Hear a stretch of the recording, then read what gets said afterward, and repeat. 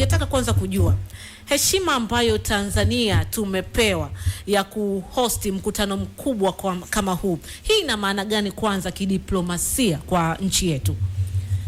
Asante sana. Kwanza kabisa nianze labda kwa kurudi nyuma kujua Africa 50 ni kitu gani. Africa 50 ni jukwaa ambalo lilianzishwa na wakuu wa nchi za Afrika pamoja na taasisi zake kupitia jukwaa la Umoja wa Afrika. Na lengo kuu lilikuwa ni kuangalia namna gani ambavyo programu kubwa na projects makubwa ya Afrika yataweza kutekelezwa. Lakini ilipofika ilianza 2016. Kwa hiyo sasa hivi ni miaka 10 toka imeanzishwa.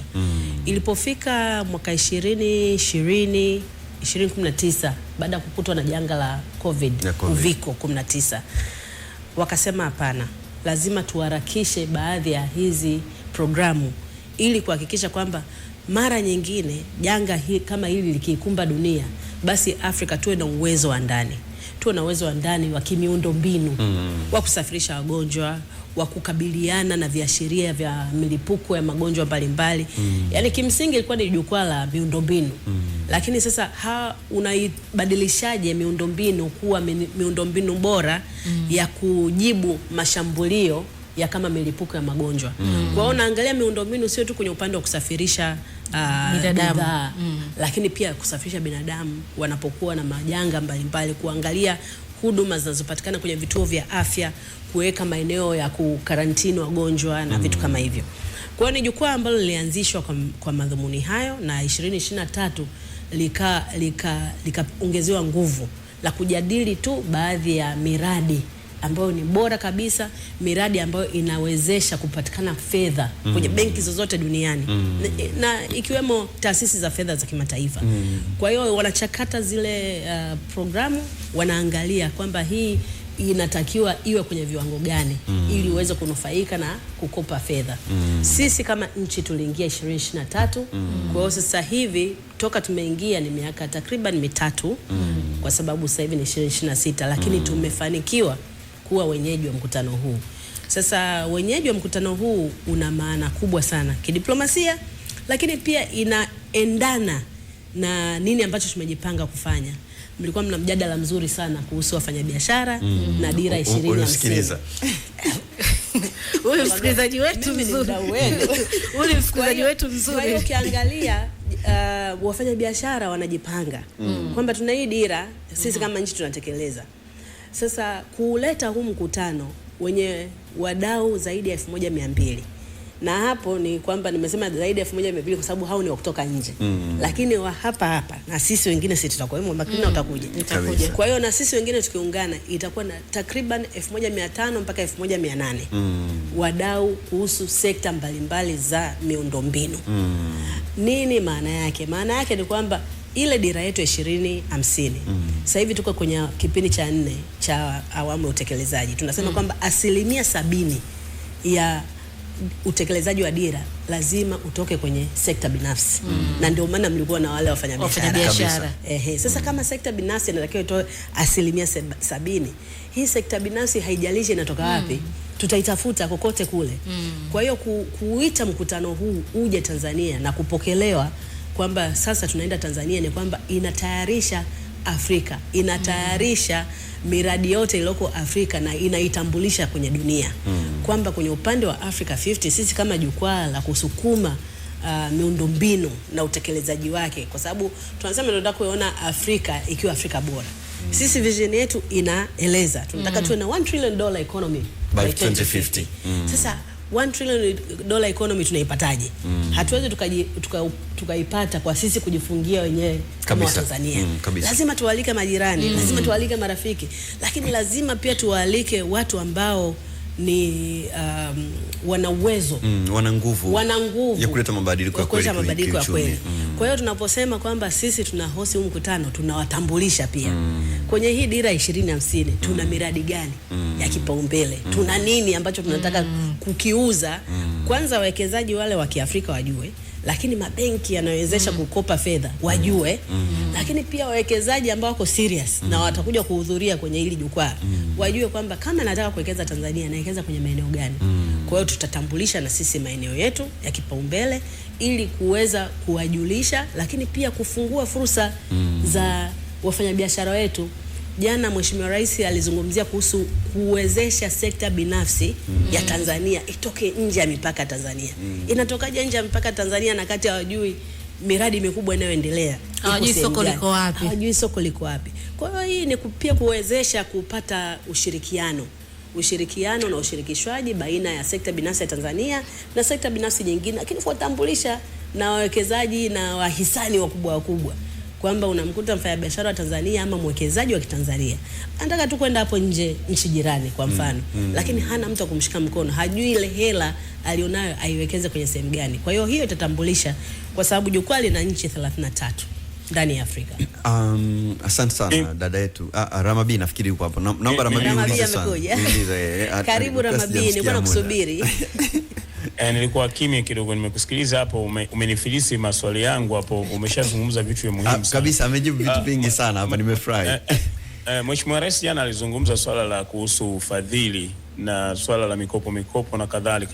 Lakini ukiangalia Africa 50 kuna namna na malengo ambayo yametajwa. Natamani utuambie kwenye kupunguza pengo la ufadhili na hasa kwenye swala la miundombinu, lakini sehemu zile za uwekezaji na hasa katika swala zima la nishati safi, tunajipambanua vipi nje hayo ambayo umeyazungumza? Kwenye swala kwanza kuangalia swala zima la miundombinu ya nishati ya umeme na nishati safi. Nadhani Tanzania tuko pahali pazuri. Lakini kuwa mahali pazuri pia ni kuonyesha wenzako boli peta wapi. Kwa hivyo mojawapo ya mambo ambayo tutaweza kuyatambulisha ni namna gani tumewezesha upatikanaji wa nishati safi, nishati ya umeme kabisa. Kwa sababu mpaka sasa hivi vijiji karibia vyote Tanzania vina umeme. Yaani ina maana kwamba tumepiga hatua kama nchi katika kuwezesha wananchi wa Tanzania kupata umeme. Lakini kama mnakumbuka miaka takriban 2 hivi iliyopita, Mheshimiwa Rais pia alialika nchi za Afrika kusaini mkataba maalum kwa kuwasaidia wananchi wa Afrika kupata umeme. Kwa sababu takwimu zilikuwa zinaonyesha kwamba asilimia labda niseme kwa namba, watu milioni 600 walikuwa hawana umeme. Kwa hiyo wakasema kwamba kwa kusaini huo mkataba wa Dar es Salaam chini ya uongozi sasa wa rais wetu, zile nchi zinakubaliana kuingia kwenye makubaliano mahususi kuhusu upatikanaji wa umeme kwa at least nusu ya ile population ambayo haina umeme. Kwa hiyo ina maana kwamba milioni 300 wawe na uhakika wa kupata umeme. Sasa hiyo ni bold vision.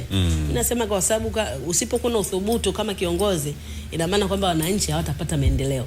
Kwa hiyo ile ilikuwa ni kama vile mkataba wa kudumu ambao unasaidia sasa zile nchi zote zilizosaini ule mkataba wa Dar es Salaam kusaidia watu kupata umeme. Kwa hiyo hii ni mojawapo ya forum ama platform ambayo itaweza kutambulisha yale maono ya Mheshimiwa Rais, lakini pia kutambulisha zile nchi zote ambazo ziliingia kwenye yale makubaliano, utekelezaji wao umefikia wapi. Kwa mtu anayeangalia mwaka 2050 kwamba tuna target kufikia uchumi wa dola trilioni 1 kwa fedha ya Kitanzania, nafikiri hapo naongelea zaidi ya trilioni 2600. Si kitu kidogo, ni kitu kikubwa sana. Kwa wafanyabiashara na wazawa wa ndani ambao wanaiangalia Africa 50 Summit kama fursa, unawaambiaje? Mimi nadhani sasa imefika mahali tuwe na uthubutu.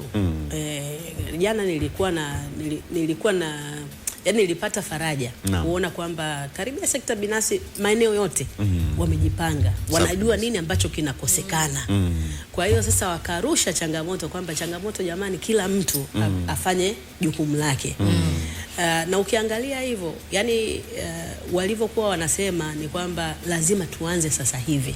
Tusipoanza sasa hivi inawezekana tukafika huko tuliko hatujafikia yale malengo. Kwa hiyo nadhani kwa sasa sekta binafsi iangalie namna gani ya kushirikiana na makampuni ya kifedha, taasisi za fedha, lakini pia kuangalia namna kutengeneza miradi bora ambayo inauzika. Inauzika kwa maana kwamba inatekelezeka, lakini pia inaweza ikawezeshwa kifedha. na hizi taasisi za kimataifa ili kuhakikisha sasa kuna tija kwenye kuitekeleza. Unajua ukiangalia wafanyabiashara wetu wengi sana kidogo tu Ramabia hapa kuna namna ambako na wenyewe wanakuwa na communicate kwamba bado kuna maeneo ambayo wana changamoto wao kama wao na wakati mwingine wanasema huu uwanja wa mizania ya ushindani haujakaa vizuri, wanahisi kama wageni wanapendelewa. Sasa tunapokuwa tunajiposition kama vile kushindana, na najua nia yenu nyinyi ni kuwanoa hasa watu wa ndani, mnafanyaje kuwa position vizuri wafanyabiashara wetu waweze kushindana? Unajua mimi naamini kwenye swala lolote lile usipojaribu uweze kujua hata uwanja kama uko leveled ama vipi. Uthubutu. Lazima uwe na uthubutu. Mimi nadhani hiyo ndio lengo muhimu la serikali. Lakini pia kuwezesha pia kuangalia huko nje kuna fananaje. Ndio. Kwa sababu mwisho wa siku yule mtu atakayetoka nje akija ndani atataka kukutana na mazingira ambayo yanafanana na huko nje kwingine alikopita. Kwa hiyo pia inalazimisha serikali kuweka miundombinu na kuweka uwanda mpana zaidi wa ushirikishwaji wa wafanyabiashara. Lakini pia inalazimisha sasa hata wafanyabiashara wadogo kujiposition na kwenda kwenye biashara kati, lakini pia wale wakati kuenda juu zaidi. Kwa hiyo mimi nadhani ni forces ambazo zinatakiwa zitegemeane. Sasa nikawa nasema sisi tumeingia 2023, hii ni 2026, miaka mitatu pekee. Mataifa umoja umekuwa miaka 10, miaka tuseme 7 nyuma umeendelea kuwepo, sisi tumekuta katikati. Kwa nini Tanzania 2026 tuna host mkutano mkubwa kama huu na si mataifa mengine yoyote yani? Asante, swali zuri. Kwanza nikurudishe nyuma kidogo. Pia jukwaa hili washirika wakuu ni mawaziri wa fedha wa Afrika. Hao ndio mawaziri ambao wana hatma ya hili jukwaa la Africa 50. Na kwa nini mawaziri wa fedha? Kwa sababu mawaziri wa fedha ndio wanahusika na mipango na fedha za utekelezaji za bajeti zote za serikali husika. Kwa hiyo wananchi wa hizi nchi ambazo zimejiandikisha ama zinajishirikisha kwenye hili jukwaa wameona lengo madhubuti la kuwakabidhi mawaziri wa fedha ni kuhakikisha kwamba katika bajeti zao za maendeleo za kila mwaka swala hili la miundombinu linapewa kipaumbele madhubuti. Linajumuishwa kwenye mipango ya maendeleo. Sasa mwaka 2023 tulivyoingia tulikuwa na malengo. Hatukuingia tu kwamba tumeingia, lakini tulikuwa na malengo mahususi. Kama mnavyojua Tanzania tumebarikiwa kijiografia, tumepata uwezo ama tumepewa uwezo wa kuwa kwenye nchi ambayo tuna connect nchi nyingine nyingi ambazo haziko baharini. Kwa hiyo tumekuwa ni lango la kupitisha bidhaa na malighafi mbalimbali kutoka kwenye hizo nchi. Lakini pia uwezo wetu wa kama nchi na kama mwenyeji na kama mwanachama wa nchi za jumuiya ya kusini mwa Afrika SADC ilituwezesha miaka ya nyuma tukajenga reli ambayo inatufikisha mpaka Zambia. Na ile reli kaitwa Tazara, sasa hivi kwenye ukarabati. Kwa hiyo kutokana na ile nafasi yetu ya kijiografia, nafasi yetu ya kidiplomasia, uwezo wetu wa kushawishi nchi mbalimbali na kueneza diplomasia yetu, tulidhani tuko kwenye mahali pazuri sana pa kutumia fursa hiyo na kuhakikisha kwamba hii daraja ambayo tumepewa, nafasi yetu ambayo tumepewa kama daraja, kama kiungo, lisipotee, lisiende bure. Tutumie hiyo nafasi katika kuhakikisha kwamba tunakuza mahusiano yetu, lakini pia tunawezesha kuweka sasa daraja zuri zaidi kwa ajili ya biashara, uwekezaji na uimarishaji wa miundombinu ambayo italetea nchi yetu mafanikio kiuchumi, ambayo ndio msingi wa sera yetu ya mambo ya nje. Ramabina Isa alikuwa na swali kwako. Mimi nataka sasa tuje ili atufungukie kidogo. Tangu kujiunga kwetu mwaka 2023 manufaa yenyewe ya misaada tukizungumzia Africa 50 hasa kwa upande wa Zanzibar, tunajua kuna vitu vingi, ujenzi umekuwa ukiendelea. Ungezungumza hapo kunufaika kwetu, ukizungumza Zanzibar kiuhalisia kuna vitu vingi, miradi kama bandari hizi ambazo zimekuwa zikiendelea. Karibu. Asante sana. Na ndio maana tukasema kwamba tuliingia kimkakati. 2023 na tuna host 2026 ni kutambulisha sasa ile miradi ambayo tumeainisha, ikiwemo mradi wa Mangapwani, bandari ya Mangapwani ambao Ramabia anaizungumza, lakini pia na miradi mingine ambayo inahusisha uwezeshaji wa kupatikanaji wa umeme vijijini, lakini pia kuna mini liquefied natural gas LNG project, lakini pia kuna uwekezaji mkubwa sana kwenye vituo vya afya ili kufanya upanuzi wa center za dialysis na kusafisha figo ambao ni hitajio kubwa sana kwa sasa hivi kwa nchi yetu. Ni ukweli kabisa. Kwa hiyo hayo maeneo makuu manne ndio tumeenda kuyanadi na tumefanikiwa kwa kiasi kikubwa. Lakini Waswahili ama wazungu wanasema seeing is believing. Kwa hiyo japo tumefanikiwa kuingiza hiyo miradi mikubwa ambayo tayari majadiliano yameshaanza baina ya Africa 50 na serikali yetu, lakini tukasema hapana, tuwaite wadau wote waje kufanyia mkutano wao hapa nchini ili waweze kujionea wenyewe, lakini pia waweze kuona utayari wetu sisi kama nchi. Je, miundombinu iko sawa? Je, kweli hizi taasisi za uwekezaji zimebadilika? Na kama mnavyojua hivi karibuni tumebadilisha taasisi yetu ya TIC, Tanzania Investment Center, sasa imekuwa TISEZA. Imeunganisha yale maeneo mawili. Ndio. Lakini pia tumeweka tume ya mipango. Tume ya mipango sasa hivi inafanya mambo makubwa, ikiwemo hii uandishi wa dira 2050. Kwa ukiangalia mambo yote haya yanahitaji Waafrika wenzetu, lakini pia watu wa mataifa mbalimbali waone kwamba Tanzania sasa kweli iko tayari kuwezesha katika hii miradi mikubwa ambayo inaisema. Hapa nizungumzie kwa upande wa Tanzania, nini ambacho tunatarajia kunufaika baada ya kuwa mwenyeji wa huu mkutano ambao mgeni rasmi Macrina amesema vizuri, atakuwa Mheshimiwa Rais wa Jamhuri ya Muungano wa Tanzania, ataweza kufungua mazungumzo kwenye hili jukwaa. Hili jukwaa tunaangalia kwanza, namba moja, litaimarisha nafasi ya Tanzania kimataifa. Ndio. Nafasi ya miundombinu ya Tanzania. Unajua tunasemaga kwamba Tanzania sisi ni kitovu. Kitovu hicho wenzetu wanajua kama sisi ni kitovu? Ama ni sisi wenyewe tumejifungia tunasema sisi ni kitovu? Kwa hiyo sisi tunataka kujipambanua, kujitambulisha kama kitovu cha biashara kwenye nchi za Afrika. Lakini kwa sababu pia sisi ni wanachama wa AfCFTA, eneo huru la biashara Afrika. Tumesaini sisi kama Continental Free Trade Area. Continental Free Trade Area. Kwa hiyo hii ni sehemu mojawapo ya kutekeleza sasa.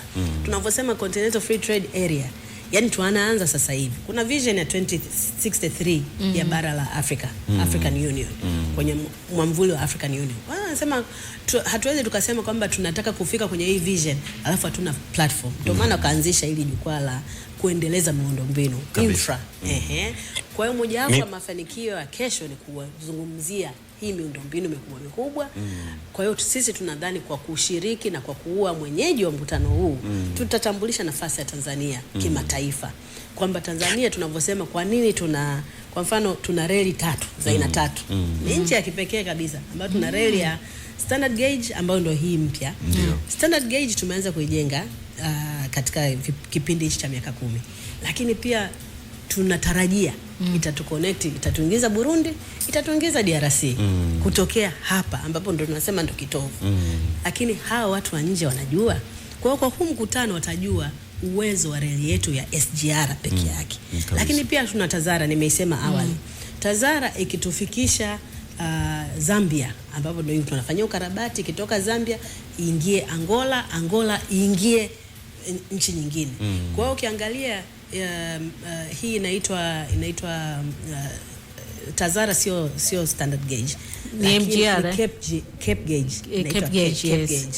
Kwa hiyo Cape gauge tayari sisi tuna advantage. Nchi hiyo moja kuna standard gauge huku ambayo inaenda Burundi na DRC, alafu huku chini tuna Cape gauge ambayo ina uwezo wa kufika mpaka Cape Town. Ndio maana inaitwa Cape gauge kwa sababu inaendana na miundombinu ya kote kusini mwa Afrika. Alafu pia tuna meta gauge umesema MGR ambayo ndio zamani hiyo tuliachiwa na wakoloni. Sasa ukiangalia MGR ukienda kuihabilitate, yani ukikarabati ikaweza kupandisha sasa huko juu na ikaenda, lakini pia tuna bomba la mafuta. Tazama tuna bomba la mafuta Tazama, lakini pia tuna bomba ile la kutoka Hoima Uganda kuja Tanga. Kwa hiyo hii yote ni miundombinu ambayo serikali ya Tanzania imewekeza. Kwa kama umewekeza kiasi hicho, kwa nini usinufaike na Continental Free Trade Area? Lazima you have all the means. Kwa hiyo sasa hivi tunachotakiwa kufanya ni kuhakikisha kwamba huu uwekezaji haujaenda bure. Tunautambulisha, lakini pia tunawaeleza majirani zetu kwamba unamaanisha kitu gani. Nini unamaanisha tunaposema kwamba tunataka kupeleka mizigo yetu iende DRC? Tunataka kuingia kwenye soko la DRC kwamba tunataka tu supply sio tu sasa hivi tunachokusupply na zaidi. Lakini ukiangalia juzi Mheshimiwa Rais amezindua meli 4 nadhani meli 4 kule Kigoma. Ukiangalia yote hiyo ni kwenye sekta ya uchukuzi. Sekta ya uchukuzi ndio ina contribute kwenye infrastructure. Kwa hiyo ukiangalia hayo mambo yote, ukijifungia ndani, usipofanya mikutano kama hii, hakuna mtu atakayeweza kujua huko nje kwamba Tanzania imejipangaje. Lakini pia ni fursa, unajua siku hizi teknolojia inaenda haraka sana. Kwa hiyo ni fursa ya kutambulisha kwamba sio tu ukifika Tanzania unaweza ukaenda huko interior Africa, lakini pia tuna Zanzibar, ambao Zanzibar kuna hii bandari kubwa ambayo inaweza inaenda kujengwa. Lakini pia kuangalia fursa zipi ambazo zinaweza zikafunguliwa kwa Zanzibar kufunguka kimiundombinu kabisa. Jana nilifurahi sana wakati wa ile hafla wakawa wanasema kwamba sasa hivi tunajua Zanzibar unapata wageni wengi sana. Na hakika Ramabia nasikiliza hii. Kwa hiyo wanasema kwamba wageni wale wasiishie Zanzibar, wajengewe miundombinu sahihi kwamba wakifika Zanzibar ukishaona wanatoa nafasi ya wageni wengine wapya kuja zaidi Zanzibar, wale waje bara, lakini walale bara na waende maeneo mengine ya kusini ambayo hajafunguka sana kimiundombinu. Kiutalii imefunguka, lakini kimiundombinu bado haijaweza kufunguka zaidi. Kwa hiyo mimi nadhani hii ni fursa ambayo pia itatangaza fursa za utalii zilizopo Tanzania bara na visiwani. Itaweza kutangaza hiyo miradi mikubwa ambayo nimeisema, lakini pia itaweza kuvutia wawekezaji wa kimataifa na kushawishi wawekezaji wa ndani kuangalia fursa zilizopo. Yaani hii nafasi yetu ya kidiplomasia. Na hata ushirikiano, partnerships. Na ushirikiano, kwa sababu mtu anaweza sasa akaanza kuangalia kampuni yake ya labda expand, lakini haikuwa hajui iendaje. Kwa hiyo hii inaweza pia kuchangia, lakini pia kuangalia kuendelea kuimarisha uhusiano wa Tanzania na bara la Afrika katika swala zima la Free Continental Trade Area, lakini pia kuangalia mahusiano. Wakati wa COVID umeisema vizuri sana, tulianzisha bohari ya madawa ya Tanzania, iliingia mpaka kwenye SADC na kuteuliwa kama mwezeshaji wa kusupply madawa kwenye ukanda wa SADC. Kwa hiyo ni vitu ambavyo vikifanyika vizuri na huu ushirikiano ukipanuliwa, tunaweza tukafika 2050 hiyo. Hii hapa $1 trillion economy. Tupo mwaka wa mbele. Imewashika.